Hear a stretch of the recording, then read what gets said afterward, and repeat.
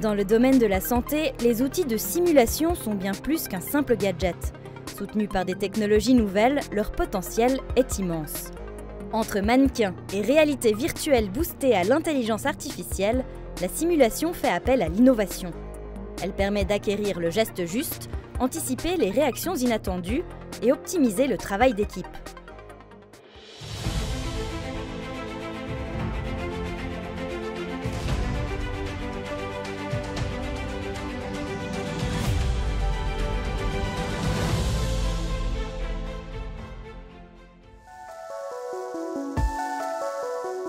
La simulation au chevet du monde de la santé. Voilà le pari de la start-up Simubirth. Dans son QG à Lepia, un dispositif pointu est né, destiné à la formation des sages-femmes et des obstétriciens.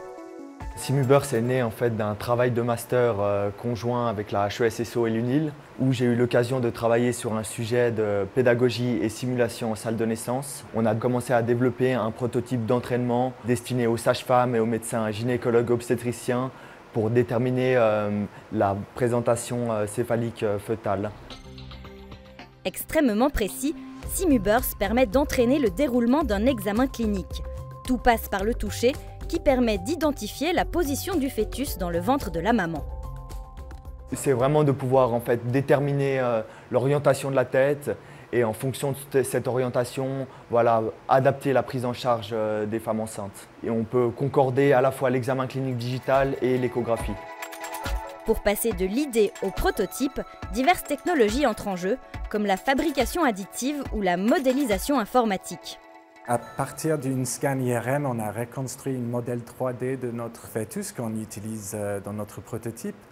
Après avoir rédigé ces données, transformées dans une image 3D, on a pu imprimer ça sur des imprimantes 3D très spécialisées pour imprimer des résines qui sont faites spécialement pour des utilisations très spécifiques. On a aussi intégré ça avec des fournisseurs, donc on a des matériaux qui ne marchent pas ensemble, donc on a dû trouver des solutions pour développer quelque chose qui marche avec les contraintes de fabrication et aussi avec les contraintes de ce qu'on veut faire avec la performance de notre produit. Testé par des sages-femmes, le prototype de Simubirth reste en cours de développement avec le soutien de plusieurs organismes. On a beaucoup de chance d'être soutenu par plusieurs organisations, donc HEDS, Haute École de Santé avec APIA, mais aussi pour l'initial coaching, business coaching. On est avec Pulse, avec Fangit et avec InnoSuisse qui ont beaucoup nous aidé à transformer notre idée technique santé dans une business plan proposé faire des appels aux fonds. La start-up cherche à présent un partenaire clinique pour continuer à évoluer. Le projet sera d'ailleurs prochainement présenté au HUG.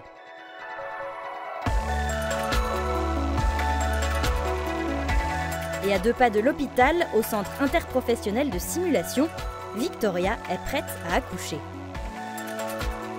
Bonjour Victoria, comment ça va ce matin? Bonjour, j'ai un peu mal au ventre ce matin. Ah, Victoria a mal au ventre parce que c'est un mannequin d'accouchement. Donc c'est un mannequin qui comprend un mécanisme avec un bébé à l'intérieur qui permet de pouvoir s'exercer à l'accouchement et à toutes les pathologies liées à l'accouchement. Alors c'est plus vrai que nature. Accouchement, concrètement au CIS, quel autre type de formation a-t-on? Pour un mannequin comme Victoria, ça va être l'entraînement à toutes les urgences obstétricales, de façon à pouvoir être préparé pour pouvoir réagir en cas d'urgence, qui heureusement ne sont quand même pas les situations les plus fréquentes.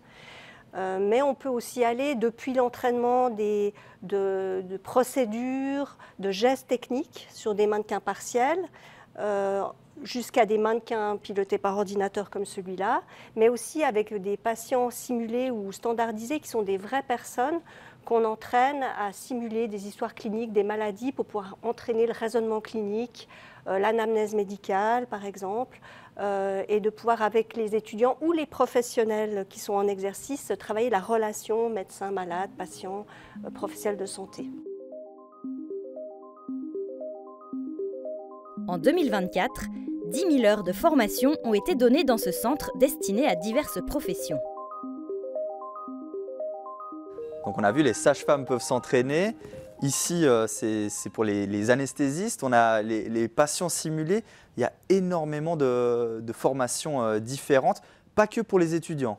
Non, effectivement, pas que pour les étudiants. Les professionnels en exercice viennent s'entraîner régulièrement parce qu'on sait depuis les années 2000 que les erreurs, les incidents, les événements indésirables graves en médecine existent malheureusement, que l'erreur est humaine, c'est inhérent à notre condition et que pour éviter les erreurs, pour améliorer les résultats pour les patients, on doit s'entraîner régulièrement, s'entraîner au travail d'équipe, puisque environ 80% des événements indésirables sont dus à des problèmes de communication et de collaboration entre les professionnels de santé. Le centre de simulation, il sert à acquérir le geste juste pour les professionnels de la santé, mais il n'y a pas que le geste médical qui est entraîné ici.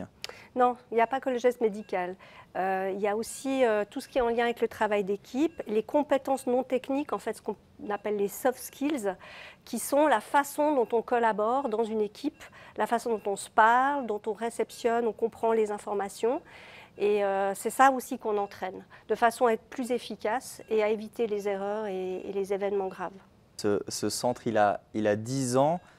J'imagine que l'innovation, elle est continue, que les mannequins qu'on voit ici aujourd'hui, ils étaient peut-être impensables il y a 10 ans.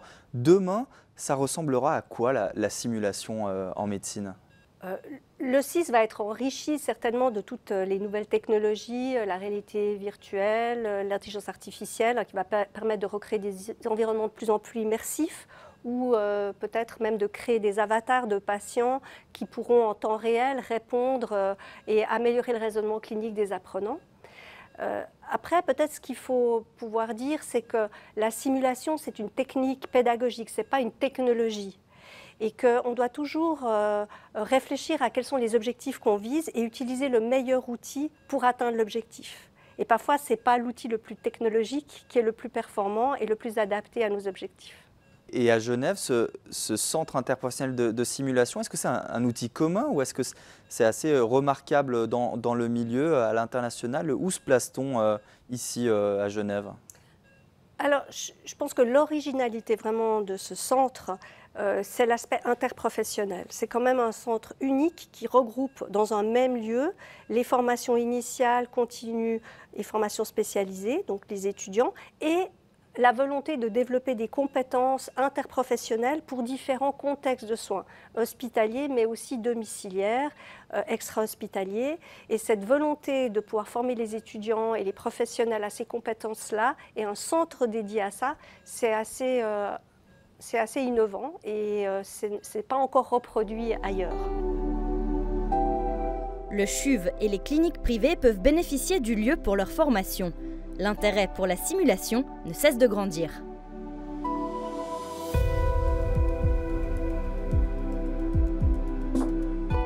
À Genève également, Orama VR exploite le potentiel de la réalité virtuelle. Aujourd'hui, l'entreprise fait partie des leaders mondiaux dans son domaine. Orama VR est une société suisse Deep Tech. Deep Tech puisque nous développons des technologies. Nous transformons les résultats de recherche directement en outils qui nous permettent de créer des simulations pour la formation du corps médical, simulations immersives, de la manière la plus efficace possible. Sa grande force, proposer des formations immersives à une multitude de métiers de la santé. En casque de réalité augmentée, on pourra exercer en fait le métier, que ce soit de chirurgien, que ce soit de médecin des urgences pour faire une ressuscitation cardiaque, que ce soit d'infirmier, d'infirmière, ou même de faire un accueil de patients pour faire la première conversation par rapport à leur pathologie. L'idée d'Orama VR est née d'un problème rencontré en pleine opération.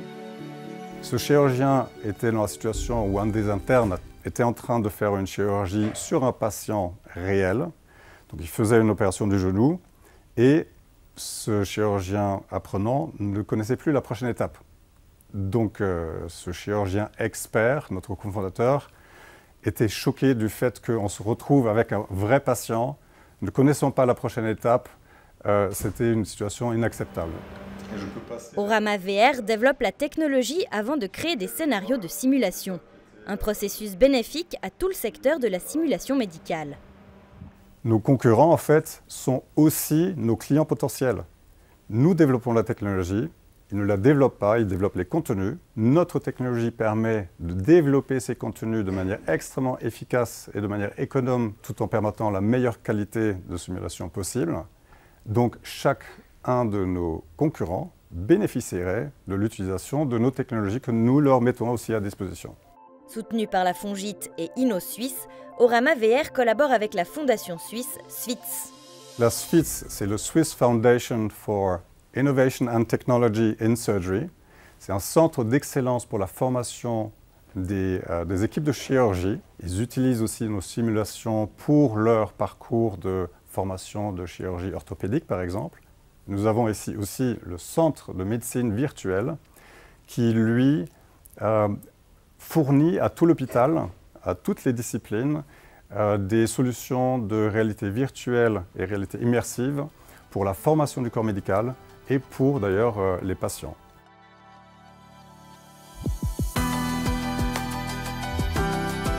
Quelle que soit la technologie employée, la simulation et ses atouts n'ont rien de virtuel. Développée et adaptée continuellement, elle se nourrit d'innovations pour former le corps médical du simple geste courant à la situation d'urgence. Grâce à des startups ambitieuses et à des instituts d'envergure internationale, Genève figure sur la carte bien réelle de la médecine de demain.